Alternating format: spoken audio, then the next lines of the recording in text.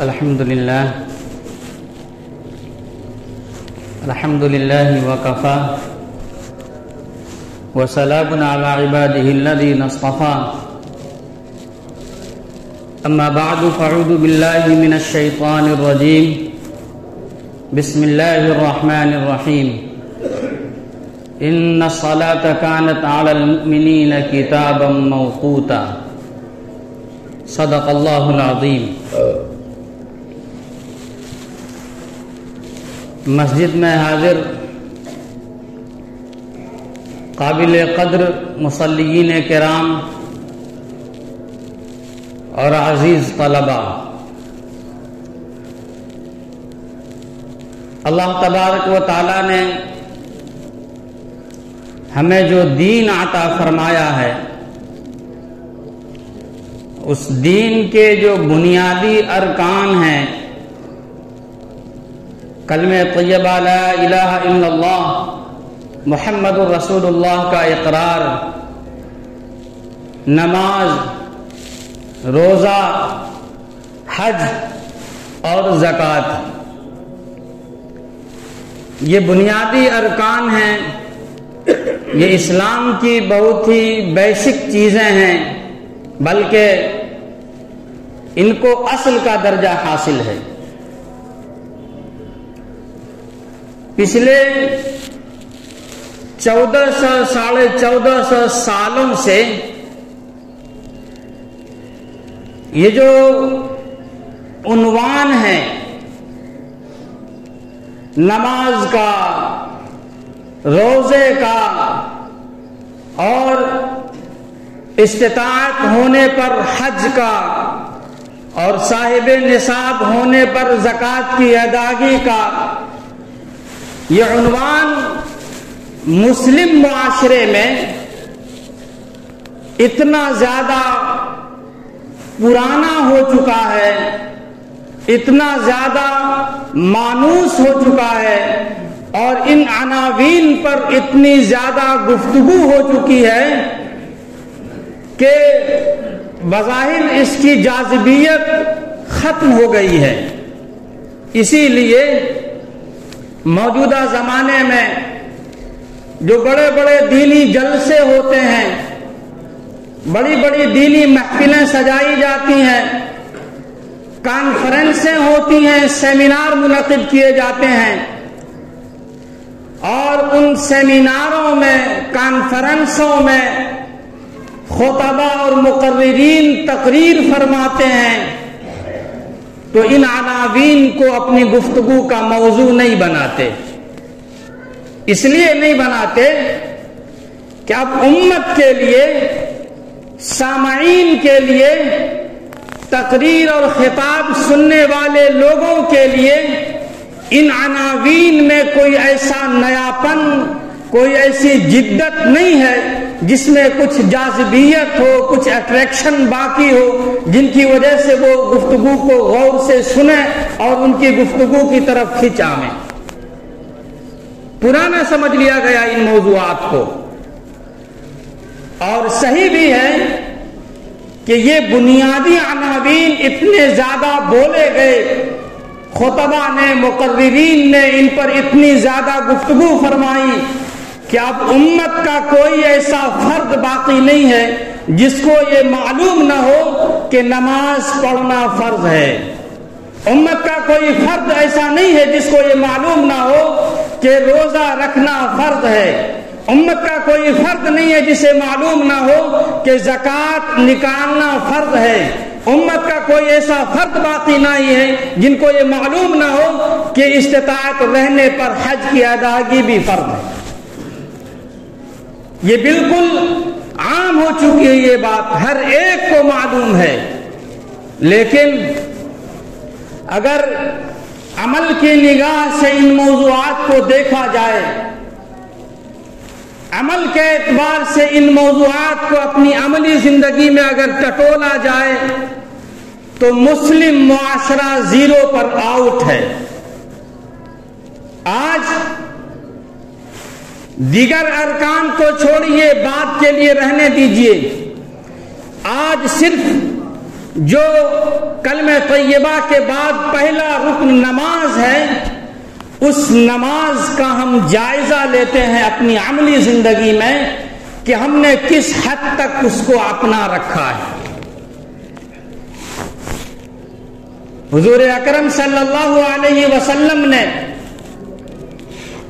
بار بار نماز کی تاکید فرمائی، اور قرآن پاک کے اندر اللہ تبارک و تعالی نے مختلف مقامات پر مسلمانوں کو، اہل ایمان کو، اہل قرآن کو یہ فرمایا ہے اقیموا الصلاۃ، اقیموا الصلاۃ، اقیموا الصلاۃ، کہ نماز قائم کرو، نماز قائم کرو، نماز قائم کرو۔ لیکن اس پوائنٹ پر رک کر کے جب ہم اپنے مسلم معاشرے کا جائزہ لیتے ہیں تو مسلم معاشرے میں 5 وقت کے نمازیوں کی تعداد 5% بھی نہیں ملتی ہے۔ 5% بھی مسلمان اس وقت نمازی نہیں ہیں۔ ذرا تصور کیجئے کہ کتنی بڑی افسوسناک بات ہے، کیسا حیران کن مسئلہ ہے، کتنا بڑا لمحہ فکریہ ہے کہ جس امت کو، جس قوم کو اللہ تبارک و تعالیٰ نے پیدا فرمایا اور اس کی پیدائش کا مقصد ان الفاظ میں واضح فرمایا کہ ہم نے تمہیں اپنی عبادت کے لیے پیدا فرمایا ہے، اور ان عبادات میں سب سے زیادہ مرکزی عبادت جس کو کہ ام العبادات کا لقب دیا گیا وہ نماز ہے، اس نماز کی اس قوم نے ایسی درگت بنا رکھی ہے، ایسا حشر بنا رکھا ہے، اور اس طور سے اس کے ساتھ غفلت کا مظاہرہ کیا ہے کہ 5% لوگ بھی نماز کے پابند نہیں ہیں۔ ذرا تصور کیجئے، حضور اکرم صلی اللہ علیہ وسلم نے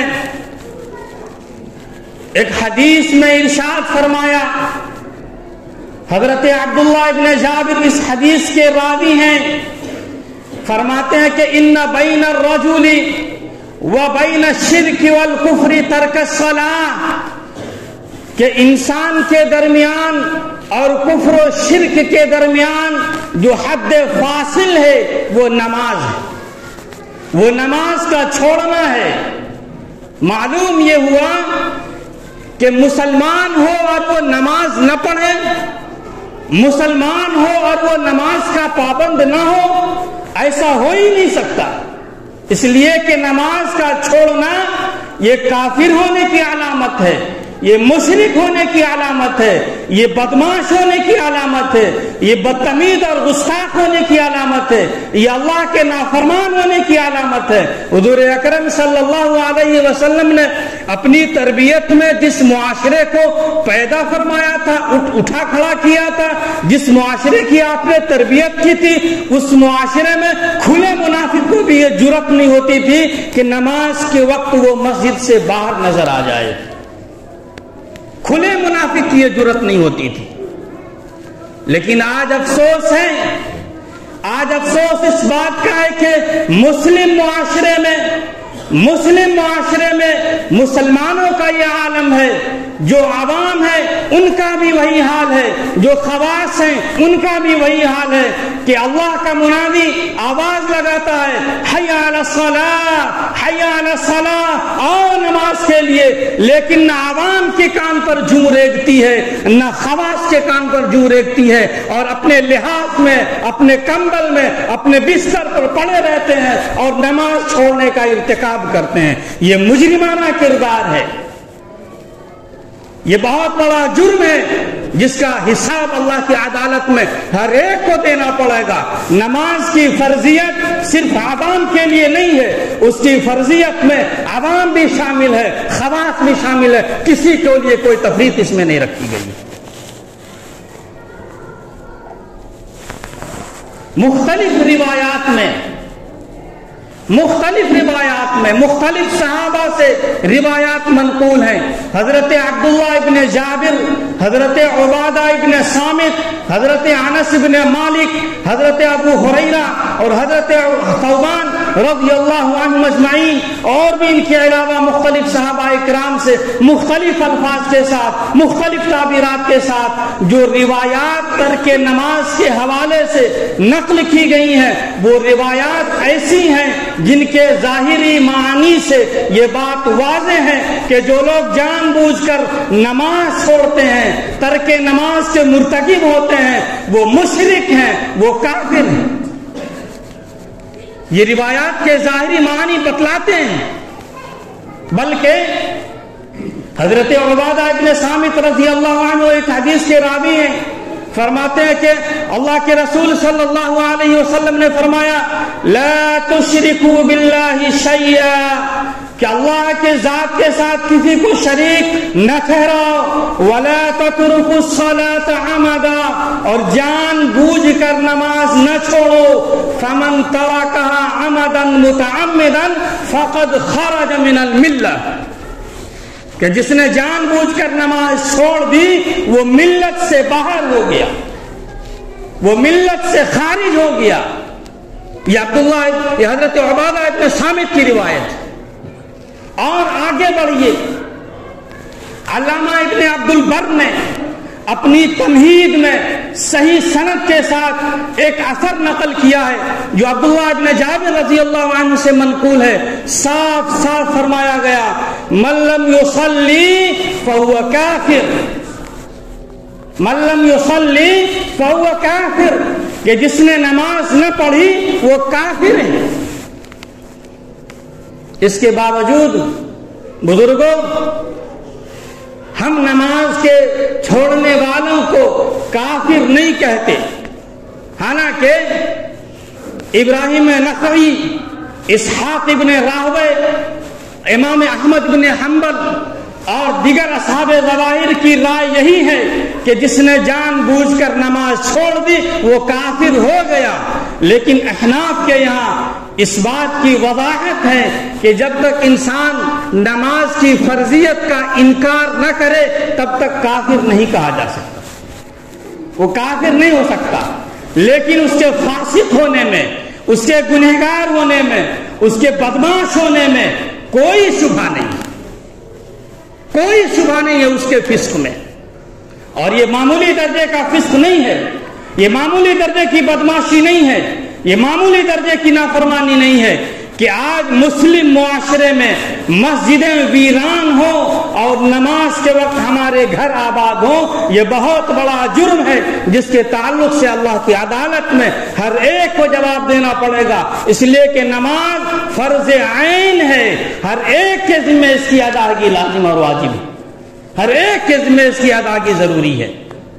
اس لیے بزرگوں بڑے درد کے ساتھ, بڑی تکلیف کے ساتھ, بڑے چبھن اور کڑھن کے ساتھ ہم آپ سے درخواست کرتے ہیں کہ اللہ کے واسطے, اللہ نے آپ کو اپنی عبادت کے لیے پیدا فرمایا ہے, نماز کو مضبوطی سے پکڑ لیجئے, نماز کی فرضیت کا اپنے دل میں احساس پیدا فرمائیے اور اس پر عمل فرمائیے, ورنہ اللہ کی عدالت میں آپ بچ نہیں سکیں گے. ایک روایت میں حضور اکرم صلی اللہ علیہ وسلم نے فرمایا ان اول ما يحاسب به العبد يوم القيامة من عمله صلاته, کہ قیامت کے دن بندے سے سب سے پہلے جس چیز کا حساب لیا جائے گا وہ نماز ہے, وہ نماز ہے. فَإِنْ صَلُحَتْ فَقَدْ أَفْلَحَ وَأَنْجَحَ, کہ اگر نماز ٹھیک نکل آئی تو وہ شخص کامیاب ہو گیا. وَإِنْ فَسَدَتْ فَقَدْ خَابَ وَخَسِرَ, اور اگر نماز ٹھیک نہیں نکلی تو وہ برباد ہو گیا, خسارے میں چلا گیا. یہ حضور اکرم صلی اللہ علیہ وسلم نے ارشاد فرمائے. اس لیے ضرورت اس بات کی ہے کہ وہ دنیا کا کوئی مسلمان ہو, نماز ہر ایک پر فرض ہے. آپ کیا ہیں اس سے بحث نہیں ہے, آپ استاد ہیں, آپ طالب علم ہیں, آپ ڈاکٹر ہیں, آپ پروفیسر ہیں, آپ مجسٹریٹ ہیں, آپ دنیا کے بڑی سے بڑی ڈگری ہولڈر ہیں, آپ بڑے علمی نکتے جانتے ہیں, بڑے مسائل بیان کرتے ہیں, نماز کی فرضیت پہ آپ بیٹھ جائیں تو اسٹیج ہلا دیتے ہیں, سب آپ کو مبارک ہو. لیکن اگر عملی طور پر آپ نماز کے پابند نہیں ہیں تو آپ مجرم ہیں اللہ کی عدالت کے. آپ کو اپنے اس جرم کا جواب دینا پڑے گا اللہ کی عدالت میں. اس لیے ضرورت اس بات کی ہے کہ نماز کی فرضیت کو دانتوں تلے دبا لیجئے اور نماز کی پابندی کیجئے, نماز کی پابندی کیجئے, ورنہ اس جرم کا جواب دیتے نہیں بن پڑے گا آپ.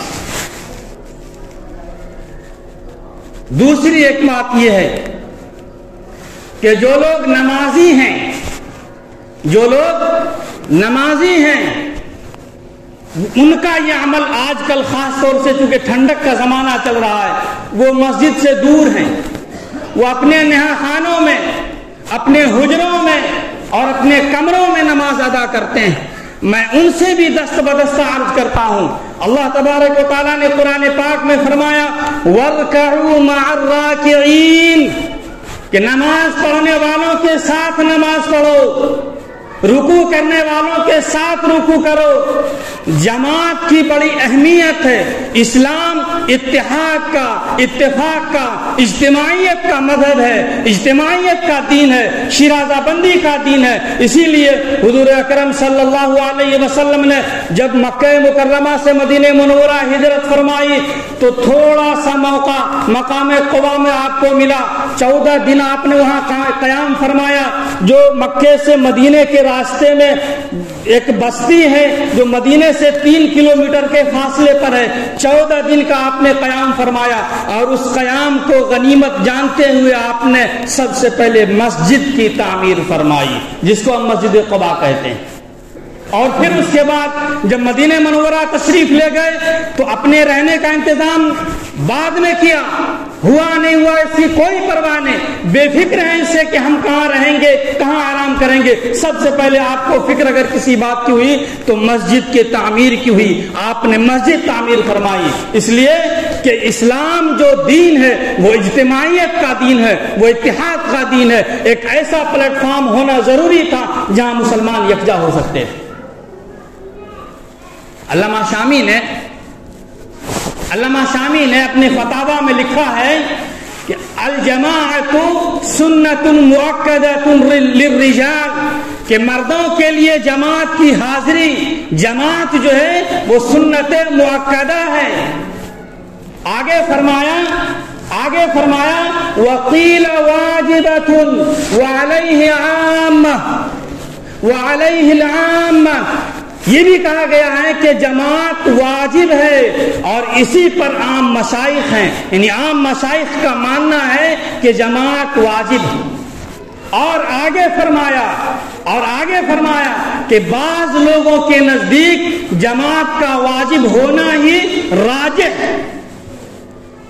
اس لیے میں نمازیوں سے جو نماز کے پابند ہیں, جو اپنے گھروں میں, جو اپنے حجروں میں ٹھنڈک کی وجہ سے نماز ادا کر رہے ہیں, میں آپ سے عرض گزار ہوں, آپ سے اپیل کرتا ہوں, بڑی تکلیف کے ساتھ کہتا ہوں کہ آپ کے محلے کی مسجد, آپ کے پڑوس کی مسجد, آپ کے گھر کے بغل کی مسجد ویران ہو چکی ہے, اس کی صفیں سنی ہو گئی ہیں.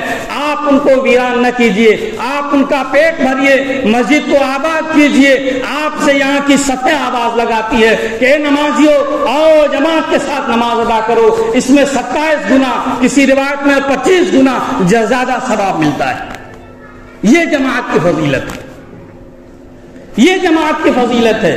اس لیے ضرورت اس بات کی ہے کہ جو لوگ, اچھا بعض لوگ یہ عذر بھی پیش کرتے ہیں کہ ٹھنڈک کی وجہ سے, یعنی وہ عذر جن کی وجہ سے نماز کی مطلب جماعت سے دور رہا جا سکتا ہے, جماعت چھوڑی جا سکتی ہے, وہ اعذار فقہائے کرام نے اپنی کتابوں میں لکھے ہیں. ان عذروں میں ایک عذر یہ بھی ہے کہ سخت ٹھنڈک ہو. لیکن جب ہم فتاوی دیکھتے ہیں, فقہا کی عبارتوں کو پڑھتے ہیں تو معلوم یہ ہوتا ہے کہ ٹھنڈک بھی اتنی زیادہ سخت ہو کہ باہر نکلنے پر بیمار ہو جانے کا اندیشہ ہو، یا اگر بیمار ہو تو بیماری میں اضافہ ہو جانے کا اندیشہ ہو، تب ٹھنڈک کی وجہ سے آپ اپنے حجروں میں نماز پڑھ سکتے ہیں، تب پڑھ سکتے ہیں۔ ورنہ یہ عام حالات میں اللہ تبارک تعالیٰ نے ہم سب کو اپنی نعمتوں سے نواز رکھا ہے، ٹھنڈک کے بہت سارے سامان ہیں، سوٹر ہیں، جیکٹ ہیں، گرم کپڑے ہیں، سب کچھ کے باوجود اگر ہم سستی سے، کاہلی سے اپنے حجروں میں، اپنے کمروں میں اور اپنے نہا خانوں میں نماز ادا کرتے ہیں تو یہ بھی ایک طرح کا جرم ہے۔ اس لیے ضرورت اس بات کی ہے کہ نکل کر مسجد آئیے، مسجد کو آباد کیجیے، مسجد آپ کی اجتماعیت کی جگہ ہے، مسجد کا آپ کے اوپر حق ہے، اس حق کو ادا کیجیے۔ ورنہ اگر یہی غفلت رہی تو ابھی کیا ہوا ہے، ابھی بہت کچھ ہونا باقی ہے، ابھی بہت کچھ ہونا باقی ہے۔ آپ سب کو نہیں معلوم، ہمیں نہیں معلوم، لیکن جو ہمارا مخالف ہے، جو ہمارا دشمن ہے، وہ بہت ہی منصوبہ بند طریقے سے ہمارے خلاف کام کر رہا ہے۔ آج نہیں، 1990 میں سیتا رام گوئل نے کئی ساتھیوں کے ساتھ مل کر بڑی ضخیم کتاب 2 جلدوں پر مرتب کی ہے۔ اس کتاب کے اندر پورے ہندوستان کی ان تمام مساجد کی نشاندہی کی ہے جس کی تعداد ہزاروں میں پہنچتی ہے، کہ یہ وہ مساجد ہیں، یہ وہ مقابر ہیں، یہ وہ خانقاہیں ہیں، یہ وہ دینی اور اسلامی مراکز ہیں جن کو مندر توڑ کر تعمیر کیا گیا ہے۔ ان کے حصول کی وہ کوشش میں لگے ہوئے ہیں، اور موقع ہم نے فراہم کیا ہے، مسجدوں کو ویران کر کے ہم نے موقع فراہم کیا ہے۔ اس لیے بزرگوں، آپ سے درخواست ہے کہ اپنے نہا خانوں سے نکلیے، اپنے حجروں سے نکلیے، اپنے کمروں سے نکلیے اور مسجد کو آباد کیجیے، دینی مراکز کو آباد کیجیے۔ مبارک ہو آپ کو اپنے حجروں کی نماز، مبارک ہو آپ کو آپ کے کمروں کی نماز، مبارک ہو آپ کو آپ کے نہا خانوں کی نماز، لیکن مسجد آئیے، مسجد کا آپ کے اوپر حق ہے، اس کو آباد کیجیے۔ بہت افسوس ہوتا ہے کہ مسجد لمبی چوڑی بنی ہوئی ہو اور 2 صف نمازی، 3 صف نمازی، کتنی افسوسناک بات ہے، کیسا مجرمانہ عمل ہے، کیسا مجرمانہ کردار ہے کہ مسلمان کے بغل میں مسجد ہو اور وہ مسجد ویران پڑی ہو، گھر آباد ہو، کمبل آباد ہو، رضائی آباد ہو، لحاف آباد ہو، سب کچھ آباد ہو، اگر کچھ ویران ہو تو مسجد ویران ہو جائے۔ یہ بہت بڑا مجرمانہ کردار ہے جس کے تعلق سے اللہ کی عدالت میں حساب و کتاب دینا پڑے گا۔ اس لیے ضرورت اس بات کی ہے کہ جو لوگ نماز نہیں پڑھتے ہیں وہ نماز پڑھیں۔ میں آپ سے ایک سوال کرتا ہوں، بڑا موٹا سا سوال، ہر ایک کو سمجھنے والا سوال، کہ یہ جو مسجد بھری ہوئی ہے خانقاہ رحمانی کی، اوپر بھی مسجد بھری ہوئی ہے، نیچے بھی مسجد بھری ہوئی ہے، آخر یہ لوگ کہاں سے آئے ہیں؟ کس محلے کے رہنے والے ہیں؟ آخر اسی محلے کے رہنے والے ہیں نا، اسی قرب و جوار کے لوگ ہیں۔ کیا ان پر جمعہ کی نماز فرض ہے؟ عصر کی نماز فرض نہیں ہے؟ مغرب کی نماز فرض نہیں ہے؟ ساری نمازیں فرض ہیں۔ اس لیے